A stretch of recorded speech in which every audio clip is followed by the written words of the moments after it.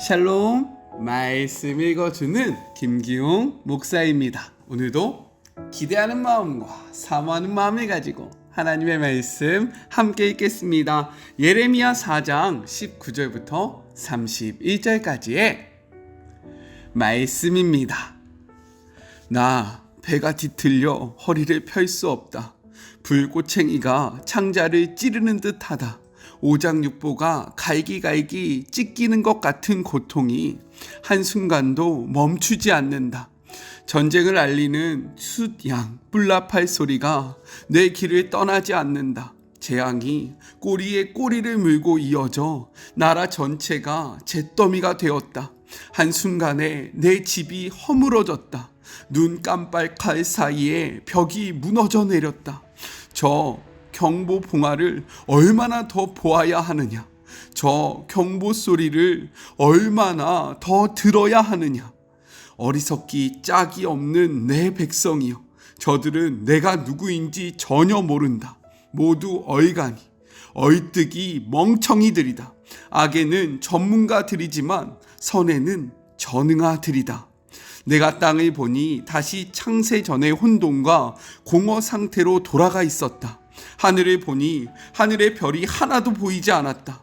산들을 보니 산들이 사시나무처럼 떨고 있고 언덕들도 모두 바람에 마구 흔들리고 있었다. 또 보니 어찌된 일인가? 사람이 한 사람도 보이지 않고 하늘에는 새 한 마리 보이지 않았다. 어떻게 이럴 수 있는가? 동산과 가수원이 다 황무지로 변했다. 모든 성읍이 유령 마을이 되었다. 이 모두는 다 하나님 때문이다. 하나님의 불타는 진노 때문이다. 그렇다. 이에 대해 하나님께서 말씀하신다. 나라 전체가 폐허가 될 것이다. 그러나 완전히 망하지는 않을 것이다. 땅이 통곡하고 하늘이 애곡할 것이다. 나는 한 번 말하면 되물리지 않는다. 한 번 결정하면 마음을 바꾸지 않는다. 누군가 외친다. 기병과 활 쏘는 자들이다. 그러자 모두 피난처로 다름질 친다. 도랑 속으로 숨어들고 동굴 속으로 기어오른다. 마을이 텅 비고 어디에서도 개미 새끼 하나 볼 수 없다. 그런데 너는 지금 무엇을 하느냐? 파티복을 차려입고 보석으로 몸치장을 하고 립스틱과 볼 연지에 마스카라까지, 그런 꽃단장 다 헛일이다. 너는 누구도 깨지 못할 것이기 때문이다. 그들은 너를 죽이려고 혈안이 되어 있다. 지금 들리는 이 소리는 무엇인가? 상고 중인 여인의 고통소리, 첫째 아이를 낳고 있는 여인의 비명소리다. 숨을 헐떡이며 도움을 청하는 딸 시온의 울음소리다. 제발 도와주세요. 살려주세요. 살인자들이 들이닥쳤어요. 이것은 하나님의 말씀입니다. 오늘 말씀은 내용상 세 부분으로 나눠서 생각해 볼 수 있습니다. 먼저 첫 번째 19절부터 22절 예레미야와 하나님의 탄식에 대해서 이야기를 하고 있어요. 오늘의 말씀은 예레미야의 탄식으로 시작되어집니다. 우리 19절의 말씀 같이 한번 읽어볼게요. 슬프고 아프다. 내 마음속이 아프고 내 마음이 답답하여 잠잠할 수 없으니 이는 나의 심령이 나팔 소리와 전쟁의 경보를 들음이로다 라고 이야기를 합니다. 먼저 슬프고 아프다 라는 것은요, 문자적으로 내 창자요, 내 창자여 라는 뜻입니다. 이것은요, 정식적 고통뿐만이 아니라 육체적 고통에 신음하고 있는 그러한 모습을 나타내고 있는 거예요. 또한 내 마음이 아프다 라고 기록되어 있잖아요. 특별히 이 아프다는 것은 괴로워하다, 징통을 겪다 라는 의미로 인간이 겪을 수 있는 고통 가운데 가장 큰 고통이라 할 수 있는 무엇일까요? 바로 해산의 고통을 의미하고 있다라는 거예요. 그가 이렇게 고통스러워하는 것, 창자가 꼬이고 아이를 낳는 것 같은 그러한 고통이 그에게 찾아온 이유는 무엇이냐? 바로 나팔 소리와 전쟁의 경보를 들었기 때문입니다. 이어서 20절 무엇이라고 이야기합니까? 그 전쟁으로 인한 결과가 파멸이고요, 파괴이고 멸망이라고 선포하고 있어요. 그러나 유다는 이를 깨닫지 못하는 거죠. 여전히 죄 가운데 살아가고 있기 때문에 임박한 심판을 앞둔 유다를 바라보며 예레미야는 마치 자신의 창자가 꼬이는 것 같은 그러한 아픔, 그리고 여인이 해산을 앞두고 정말로 그 산통을 겪은 듯한 고통을 겪고 있다라고 이야기를 하고 있는 겁니다. 그들이 깨달아야 하는데 깨닫지 못하기 때문에 그들에게 이 멸망이 임하면 안 되는 그러한 가슴 아픔이 이러한 고통으로 예레미야에게 다가왔다라는 거예요. 이렇게 유다의 임박한 심판 앞에 예레미야를 이어서 이제는 하나님께서 탄식을 하십니다. 우리 22절의 말씀을 같이 한번 읽어볼게요. 내 백성은 나를 알지 못하는 어리석은 자요, 지각이 없는 미련한 자식이라. 악을 행하기에는 지각이 있으나 선을 행하기에는 무지하도다 라고 이야기합니다. 지각이라는 것은요, 지혜로운, 현명한, 총명한, 슬기로운 이라는 뜻을 가지고 있는데, 이것은 특정한 일에 대한 전문적인 기술 혹은 어려운 문제를 처리하는 능력, 그리고 신중함을 뜻하고 있다는 겁니다. 즉 하나님의 탄식의 핵심은 무엇이냐면, 유다가 하나님에 대해서는 무지하나, 알지 못하나, 악을 행하는 것에 있어서는 전문가와 같은 지식이 있다라는 그러한 사실로 말미암아 하나님은 가슴 아파하고요, 하나님은 슬퍼하고 계신다라는 겁니다. 바울은요, 우리에게 이렇게 이야기해요. 로마서 16장 19절의 말씀입니다. 너희의 순종함이 모든 사람에게 들리는지라. 그러므로 내가 너희로 말미암아 기뻐하노니 너희가 선한 데는 지혜롭고 악한 데는 미련하기를 원하노라 라고 이야기합니다. 이 말씀 앞에 우리의 삶이요, 선한 데는 더욱더 지혜롭고, 그리고 악한 데는 미련하여져서요, 우리를 바라보시는 하나님과 그리고 믿음의 동역자들을 탄식하지 않게 하기를 간절히 소망합니다.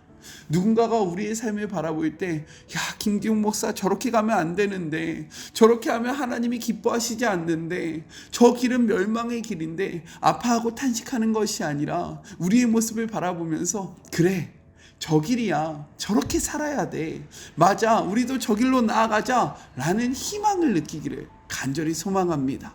우리 그렇게 한번 살아가 봅시다. 아셨죠? 둘째, 23절부터 28절, 황폐하나 진멸하지는 아니할 땅에 대해서 이야기를 합니다. 23절의 말씀을 같이 한번 읽어볼게요. 보라, 내가 땅을 본즉 혼돈하고 공허하며 하늘에는 빛이 없으며 라고 이야기합니다. 전쟁으로 인해 유다는요, 무질서한 상태, 즉 혼돈의 상태에 빠진다라고 이야기를 하고 있는 거예요. 특별히 마지막에 무엇이라고 이야기했습니까? 빛이 없다라고 이야기를 하는데요, 이것은 두 가지 의미가 있습니다. 먼저는 창조 때에 빛이 있으라라고 말씀하셨던 하나님의 명령과 관련해서요, 지금 이 유다의 상태가 정말로 이 유다의 멸망이 어떠하냐면 창조 이전의 상태로 돌아갔다. 정말로 암울하고 빛이 없고 희망이 없음을 나타내고 있다는 거예요. 다음으로는요, 빛은 하나님을 상징합니다. 그렇기 때문에 빛이신 하나님을 거부한 자들에게 빛 대신 하나님이 함께하지 않기에 그들의 삶은 암흑이 수밖에 없다, 그들에게는 희망이 있을 수 없다라는 것을 분명하게 강조하고 있다는 겁니다. 하나님은 계속해서 유다에 대해서 이렇게 이야기하세요. 27절의 말씀입니다. 여호와께서 이와 같이 말씀하시기를 이 온 땅이 황폐할 것이나 내가 진멸하지는 아니할 것이며. 앞서 이야기했던 것과 같이 유다는요, 하나님을 거부했다라는 거예요. 자신의 유익과 만족을 따라서요, 하나님이 아닌 이방을 섬겼고요, 하나님의 그러한 지혜가 아닌 자신들의 지혜를 의지하기 시작했습니다. 이로 말미암아 하나님은 그들에게 심판을 내릴 수밖에 없었다라는 거죠. 그런데 중요한 것은 무엇입니까? 그 뒤에 말씀이 중요한데 이렇게 말씀하고 계신다라는 거예요. 내가 진멸하지는 아니할 것이며.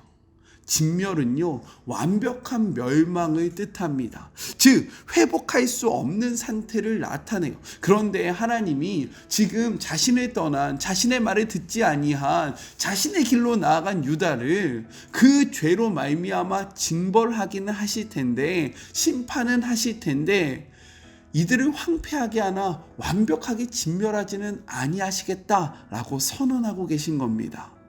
이것은 우리에게 은혜가 돼요. 이것은 우리에게 희망이 됩니다. 이를 통해서 우리는 하나님의 본심을 분명하게 확인할 수 있어요. 성경은요, 우리에게 분명하게 말씀하고 있습니다. 예레미야가 3장 33절의 말씀이에요. 주께서 인생으로 고생하게 하시며 근심하게 하심은 본심이 아니시로다. 하나님이 지금 유다를 심판하시는 이유는 무엇입니까? 그가 멸망을 즐기기 때문입니까? 심판을 하면서요, 너 내 말 안 들었지? 라고 희열을 느끼십니까? 그렇지 않다라는 거예요. 이 심판의 이유와 목적은 그들의 돌이킴과 회복에 있다라는 겁니다. 악으로부터 떠나는 것이 하나님의 본래의 뜻이라는 거예요. 그렇기 때문에 악 때문에 그들을 진멸할지라도, 아니요, 악 때문에 그들을 심판할지라도 완전한 멸망으로 이끄는 진멸을 하는 것이 아니라 회복의 길을 열어주시겠다라고 선포하고 있는 겁니다. 우리는요, 하나님의 본심을 오해해서는 안 된다라는 거예요. 하나님은요, 우리를 너무나도 사랑하십니다. 얼마나 사랑하시냐면 그의 아들을 우리에게 보내셔서 죽을 수밖에 없는 우리를 구원하실 만큼 하나님은 우리를 사랑하신다라는 거예요. 이러한 하나님의 본심을 바르게 깨닫고 우리가요, 정말로 회복으로 나아가기를 간절히 소망합니다. 하나님을 오해하지 않기를, 하나님의 사랑을 온전히 누리는, 느끼는 하루가 되었으면 좋겠습니다.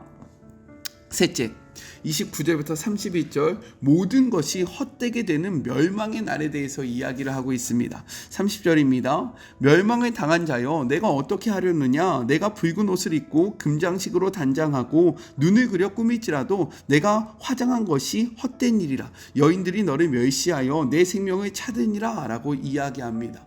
먼저 붉은 옷을 입고 금장식으로 단장하고 눈을 그려 꾸밀지라도 내가 화장한 것이 헛된 일이다 라는 말이 무엇이냐면, 이들은 여전히 이러한 심판 가운데 하나님 앞에 나아가는 것이 아니라 음란하게 섬겼던 우상에게 나아가고 있음을 나타내주고 있는 거예요. 우상 앞에 나아가기 위해서 화장을 하고요, 그 우상을 음란히 섬기기 위해서 붉은 옷을 입을지라도 이것이 너희에게는 아무런 도움이 되지 않는다라고 말씀하고 있는 겁니다. 이어서요, 연인들이라는 표현이 나와요. 이것은 무엇이냐? 외교 전략으로 이 위기를 모면하려는 그러한 지혜 역시 아무런 소용이 없다라는 것을 말씀을 하고 있는 것입니다. 북방으로부터 오니까 애굽을 의지하면 되겠지, 아니면 북방으로부터 내려오니까 내가 저기를 의지하면 되겠지, 내가 저들에게 무엇을 주면 이들이 우리를 구원해 주겠지, 너희가 아무리 머리를 쓰고 외교적인 전략을 쓸지라도 이것이 너희에게 아무런 도움이 되지 않는다, 헛되다 라고 말씀하고 있다라는 겁니다. 왜요? 우리의 삶의 구원은 하나님께 달려있기 때문인 거예요. 하나님이 심판을 하시는데 그 어떠한 것이 우리를 구원할 수 있겠습니까? 절대로 그럴 수 없다라는 거예요. 그렇게 우리는 무엇을 붙잡아야 합니까? 우리를 구원으로 인도하실 수 있는 하나님을 붙잡아야 한다라는 거예요. 그런데 우리는 어떠합니까? 하나님이 아니라 다른 것들을 너무나도 꽉 붙잡고 있는 거죠. 이것을 붙잡을 때 우리의 삶이 달라진다라고 생각되어집니다. 그래서 돈을 붙잡고 건강을 붙잡고 우리의 명예를 붙잡고 세상의 즐거움과 세상의 소리를 붙잡고 있는데, 오늘 말씀은 이야기하는 거예요. 이는 다 헛된 것이라. 아멘이십니까? 우리가 진정으로 붙잡아야 할 것이 무엇인지를 고민하고요, 우리의 삶의 해결자 되시고 우리의 삶의 완전한 구원 되시는 하나님을 꽉 붙잡는 우리 사랑하는 마리목 가족들이 되었으면 좋겠습니다. 우리 같이 기도할까요? 하나님 감사합니다. 깨닫지 못하는 유다를 바라보며 예레미야가 탄식했고 하나님께서 탄식하셨습니다. 하나님, 간절히 바라고 소망하는 것은 우리의 모습을 바라보며 하나님이 탄식하지 않기를 소원하오니 주님, 주님의 뜻으로 나아가 하나님의 탄식하게 하는 자가 아니라 기쁘게 하는 자들이 되게 하여 주시옵소서. 하나님 아버지, 우리는 무엇을 의지하며 살아갑니까? 우리가 붙잡고 있는 것이 무엇입니까? 그러나 그것이 무엇이든 간에 상관없이 그것들은 우리의 삶을 구원하지 못한다라는 사실을 바르게 깨닫게 하여 주시옵시고, 문제의 주관자 되시고 문제의 해결자 되시는 하나님을 꽉 붙잡는 주의 모든 자녀들 되게 하여 주시옵소서. 함께 하실 주님을 바라보며 묵상한 말을 힘있게 살아가는 우리가 되기를 소망하며, 지금도 우리와 동행하시는 거룩하신 예수님의 이름으로 간절히 기도드립니다. 아멘. 다른 것은 우리를 구원할 수 없습니다. 우리를 완전한 구원으로 초대하시는 하나님을 꽉 붙잡는 주의 모든 자녀들이 되었으면 좋겠어요. 저는요, 삶의 자리가 시작되는 월요일 날 또 만나도록 할게요. 사랑하고 주님의 이름으로 축복하면서 오늘 하루도 힘내세요. 우리 월요일 날 만나요. 안녕. 오늘도 수고하셨습니다.